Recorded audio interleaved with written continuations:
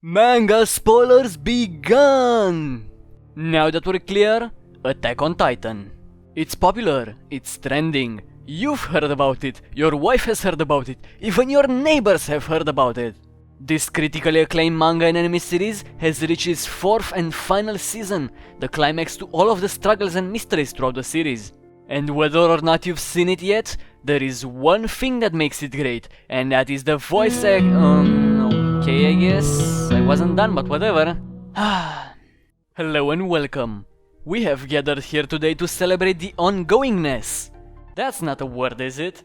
We are here to celebrate the currently airing season of Attack on Titan, a fantasy anime about monsters fighting each other. With each passing season, the show has been growing more intense and intriguing.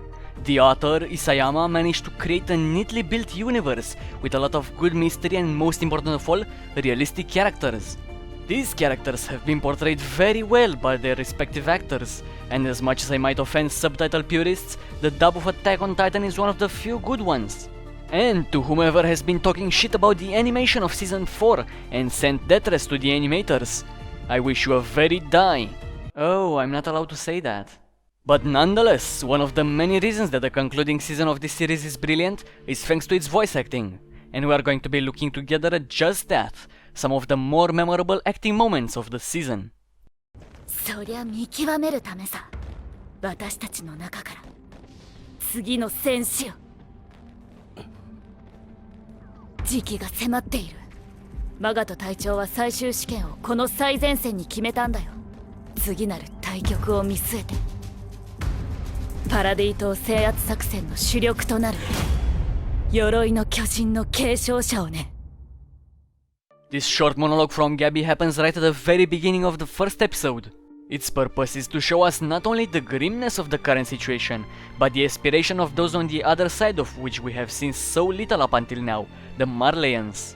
As expected of a child on the battlefield, Gabby is a very mature character. Although this phrase of hers isn't particularly long, it is enough to reveal to us that she has high expectations, as we will see later in that episode.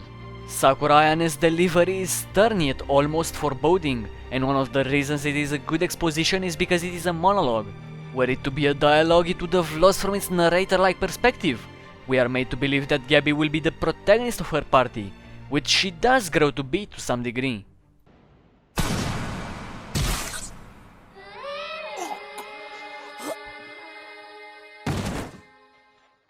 Gabby Brown's character has a smug, superior personality, believing to be entitled and almost fanatical when it comes to her desires. But we are also shown that there is depth to her character. There is a reason as to why she tries her hardest every single time. エルディア人の私に危ないからやめろって必死に。そしたら屋上の女に撃たれて死んだ。私はこの収容区で生まれたエルディア人だから、塀の外を歩けば唾を吐かれるし、惨めな思いも散々してきたけど、だからこそ私が頑張ってエルディア人はいい人だと世界に証明したかったし、いつかこのエルディア人の腕章を誇れる時が来ると、そう信じていたから頑張ってこれたのに、全て壊された。There is usually no good side in a war. Everyone is doing something believing they are right, and Gabby is a phenomenal representation of that. On the other side, a surprise to us anime-only watchers came in the form of Eren. He, who has always been a fiery idealist so full of life, has grown to be a grim realist who will do anything it takes to achieve his victory. But what I loved the most was his interaction with Hanji, who is a personal favorite character of mine.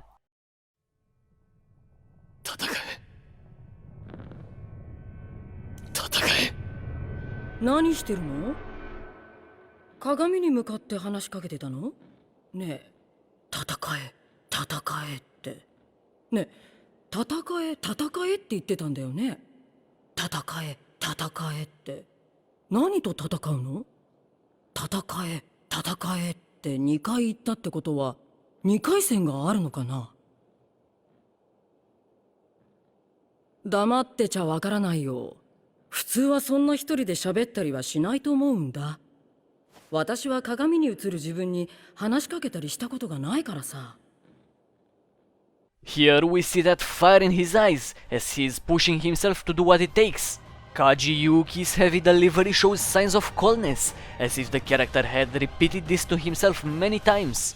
There are many subtle hints we can get from voice acting alone, and this is a clear indicator that Eren feels forced to do what he's doing. Then again, manga readers can probably correct me, but this is the vibe that's being transmitted. The acting was better in the manga. And Eren's short line is followed by the beautiful monologue of Hanji, who begins analyzing his words meticulously.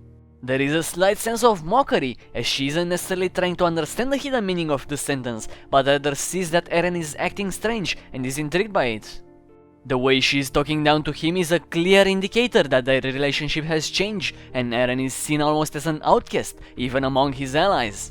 But at the same time, Eren has grown arrogant and entitled with time, the more his powers grew.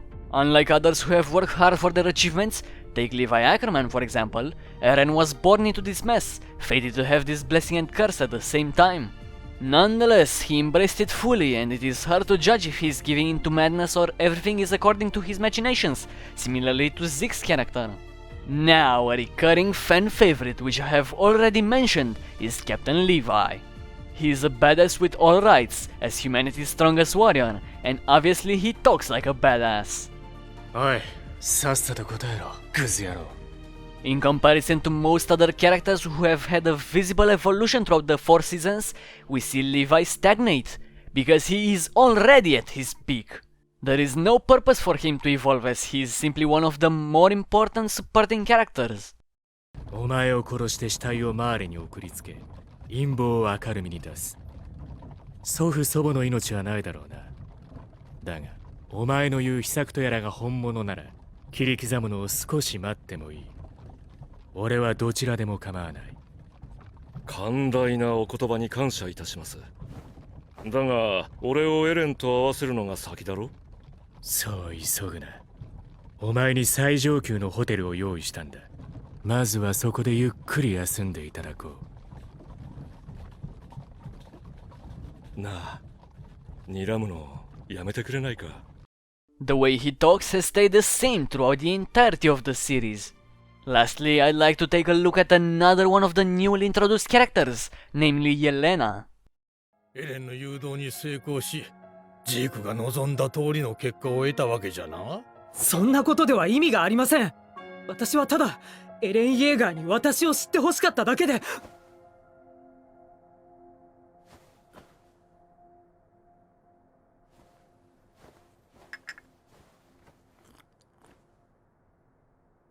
いえ、我々にとってエレンの持つ始祖はマーレを打ち砕く望みなのです。彼は我々が望んだ通りマーレに大損害を与えました。いえ、想像以上です。彼はたった一人で我々を長年苦しめてきたマーレに天罰を下したのです。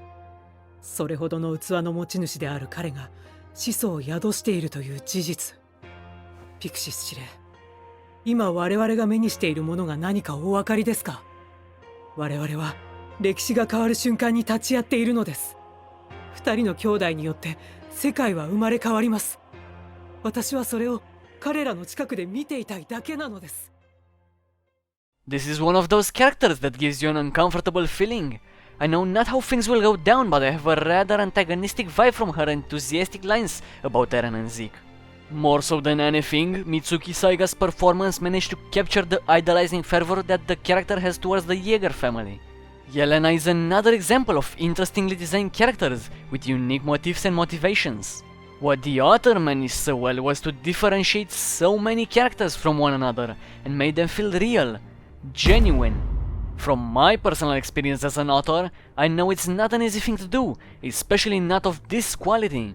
We can get glimpses of it from all of the characters present in Attack on Titan, but Yelena to me is the embodiment of human chaos.